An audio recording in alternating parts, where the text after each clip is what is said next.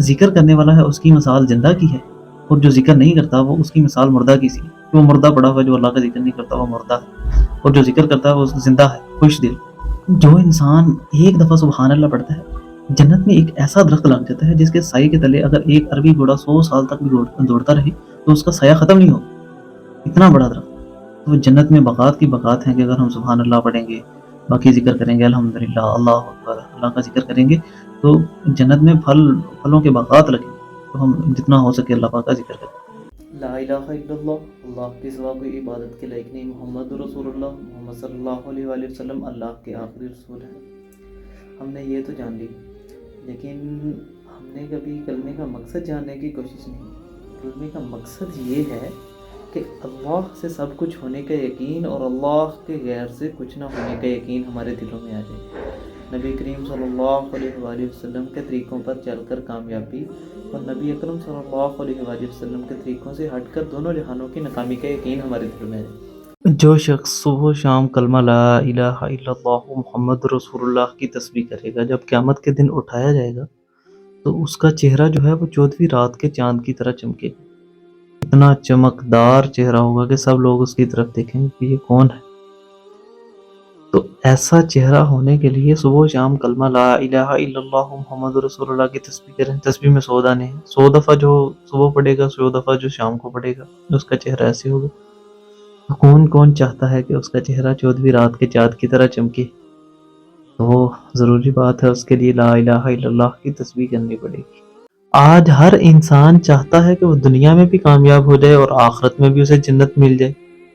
تو اللہ پاک نے سیدھا کہا ہے کہ جو 5 وقت کی نماز ادا کرے گا اسے دنیا میں بھی کامیابی ملے گی اور آخرت میں بھی کامیابی ملے گی۔ 5 وقت کی نماز ادا کرتا ہے، اللہ پاک اسے 5 انعام دیں گے۔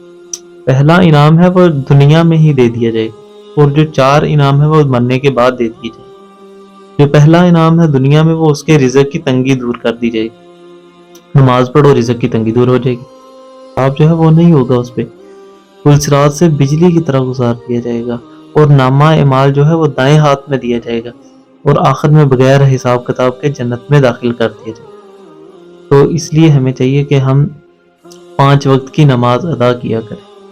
اتنا علم ہر مسلمان مرد اور عورت پر فرض ہے کہ وہ حلال حرام اور جائز ناجائز میں فرق کر سکے۔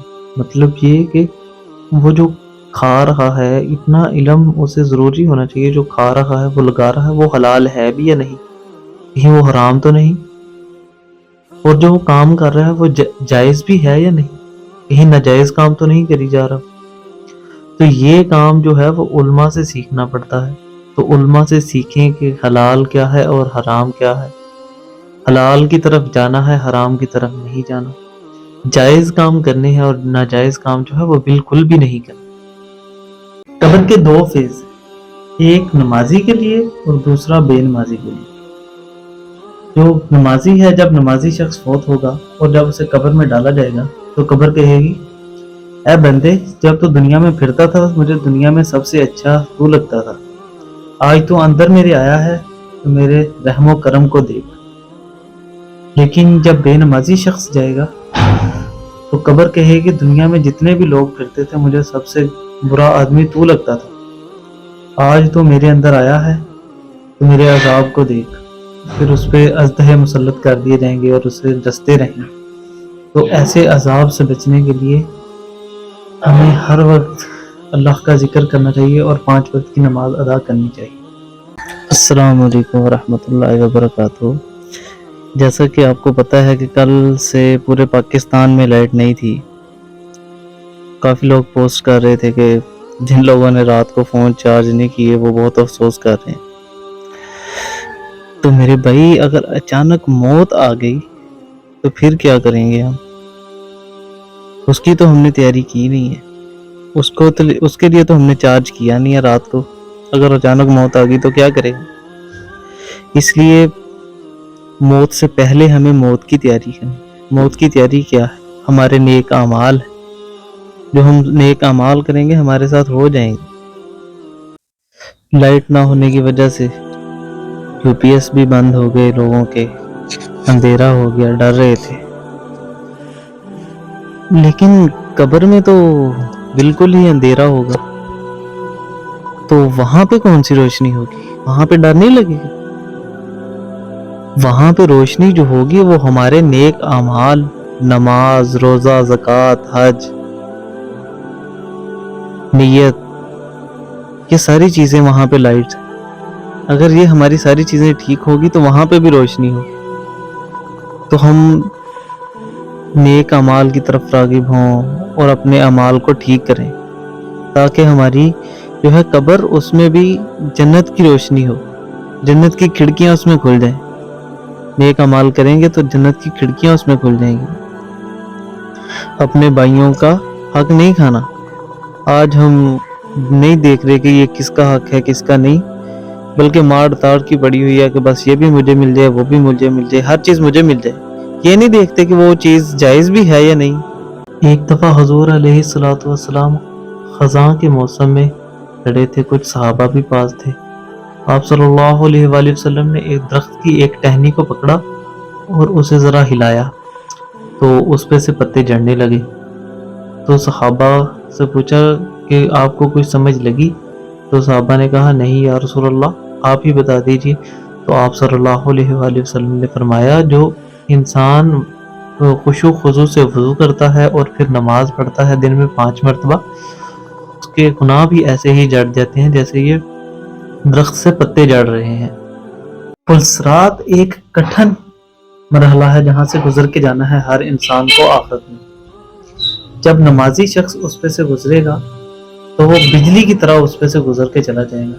تو بعد میں فرشتوں سے پوچھے گا کہ ایک رستہ آنا تھا پلسرات، تو فرشتے اسے بتائیں گے کہ اللہ کے بندے وہ تو گزر بھی آیا. تو آدمی کہے گا مجھے تو پتہ بھی نہیں چلا. تو فرشتے اسے بتائیں گے کہ جو تو نماز پڑھتا تھا نا، اسی وجہ سے تو بجلی کی طرح وہاں سے گزر کے آ گیا اور تجھے پتہ بھی نہیں چلا. اور جب بے نمازی شخص اس پہ سے گزرے گا تو بتاتے ہیں کہ جو پلسرات ہے وہ تلوار سے زیادہ تیز اور بال سے زیادہ باریک ہے.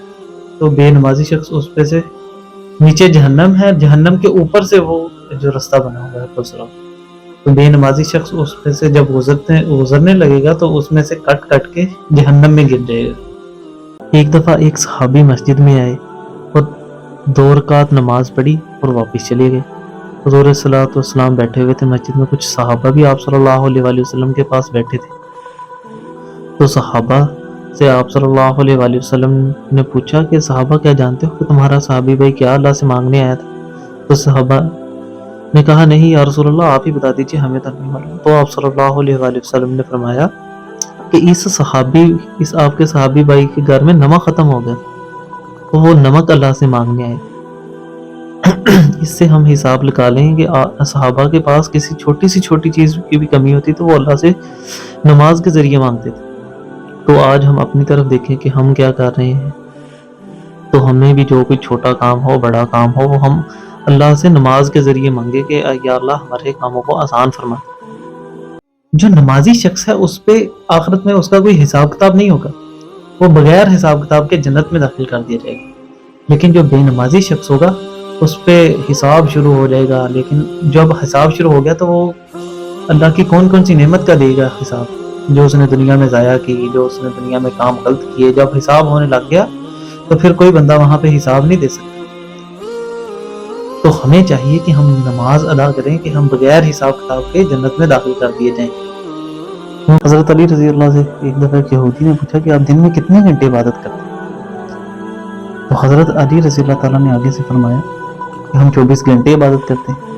یہودی یہ سن کے پریشان ہو گیا کہ آپ 24 گھنٹے کیسے عبادت کرتے ہیں؟ تو حضرت علی رضی اللہ تعالیٰ نے آگے سے بہت پیارا جواب دیا. انہوں نے کہا کہ ہم 24 گھنٹے ہی جو ہے نا، جو اللہ کے نبی کے بتائے ہوئے طریقوں کے مطابق بسر کرتے ہیں. تو ہم جو بھی کام کرتے ہیں وہ عبادت ہے، کیونکہ اللہ کے نبی کے بتائے ہوئے طریقوں کے مطابق کر رہے ہیں. تو ہم جو بھی کام کریں وہ اللہ کے نبی کے بتائے ہوئے طریقوں سے کریں، قرآن سے سیکھیں کہ ہمیں کیا کام کرنا ہے، تو ہماری 24 گھنٹے کی زندگی جو ہے وہ عبادت بن جائے. حضرت بہلول رحمۃ اللہ کافی بڑے بزرگ گزرے ہیں. بازار میں بیٹھے ہوئے تھے، رو رہے تھے. بادشاہ کا گزر ہوا وہاں سے، وقت کے بادشاہ کا.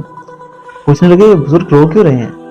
تو اللہ کے بڑے ولی تھے حضرت بہلول رحمۃ اللہ. کہنے لگے اللہ اور اس کے بندوں کی صلح کروا رہا ہوں. تو پھر پوچھا بادشاہ نے کہ کیا بنا, صلح ہوئی ہے نہیں؟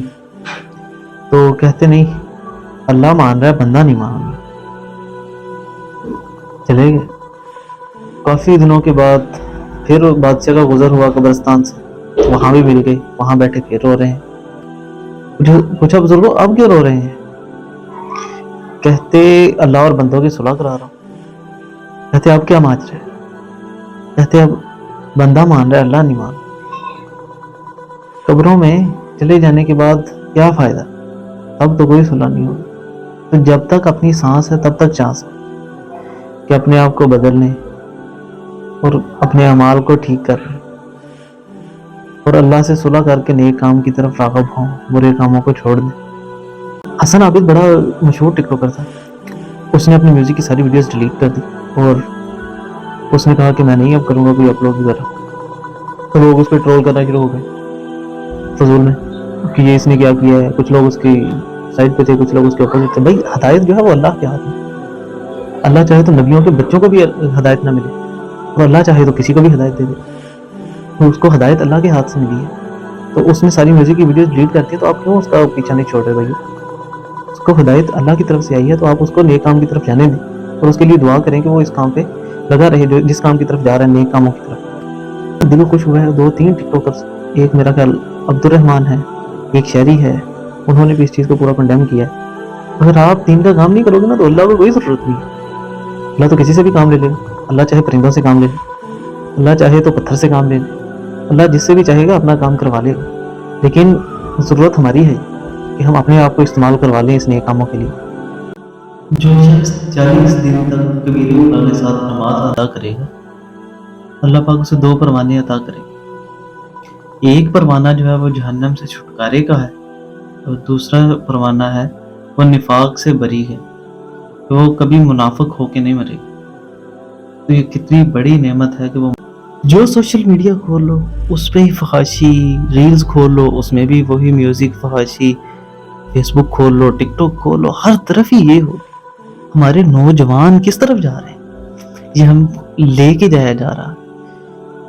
کافر نے کہا ایسے تو یہ ہاریں گے نہیں, ان کو اس جنگ میں لے کے آؤ, اور یہ اس جنگ کے ذریعے ہمیں نا تباہ کر. ہمارے نوجوان تباہ ہو رہے.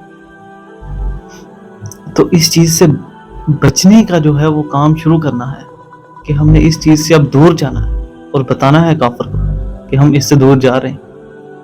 یہ حربے تمہارے کام نہیں آئیں گے. مسلمان دل کھولتے ہیں مسلمانوں کے, لیکن پھر وہی چیز دیکھ کے پھر ہم اس کی طرف راغب ہو جائیں. اللہ پاک سے ہم معافی مانگیں اور استقامت مانگیں کہ یا اللہ ہمیں معاف فرما دے, ان چیزوں سے ہمیں دور کر. کیسے فحاشی پھیل رہی, ہم خود پھیلا رہے ہیں. ایک دوسرے کو ہم ویڈیو دیکھتے ہیں, وہ آگے شیئر کر دیتے ہیں, یہ دیکھو میں نے بھی دیکھ لیا, آپ بھی دیکھ لو, میں نے تو گناہ کر لیا, آپ بھی گناہ کر لو. ابھی اس چیز سے ہمیں رکنا ہے کہ ہم نے نہیں کوئی چیز ایک دوسرے کو فارورڈ نہیں ہم بھیجیں. آج سے ارادہ کرو یہ سب نہیں بھیجیں. اگر آپ کے سامنے ریل آ بھی گئی ہے, کوئی ویڈیو آ بھی گئی ہے, آپ نے آگے نہیں بھیجی. آج ارادہ کر لو, جو چیز دیکھیں گے وہی ہمارے ذہن میں پھر بار بار آتی ہے. اگر ہم نیک چیزوں کو بار بار دیکھیں گے اور ان کو بار بار بولیں گے تو وہی پھر ہمارے ذہن پہ اثر کرنے لگتی ہے. جب وہ اثر کرنے لگ جائیں گی نا تو پھر ہم انسان بن جائیں گے. ابھی ہم انسان نہیں ہیں, ہم پتہ نہیں کیا بن گئے, ہم اللہ سے بہت دور ہو گئے. یا اللہ ہمیں معاف فرما دے, یا اللہ ہمیں معاف فرما دے, یا اللہ ہمیں معاف فرما دے. وہ مل کے سارے توبہ کریں, اللہ سے معافی مانگیں, اللہ سے یاری لگا لیں. یا اللہ ہمیں معاف فرما دے.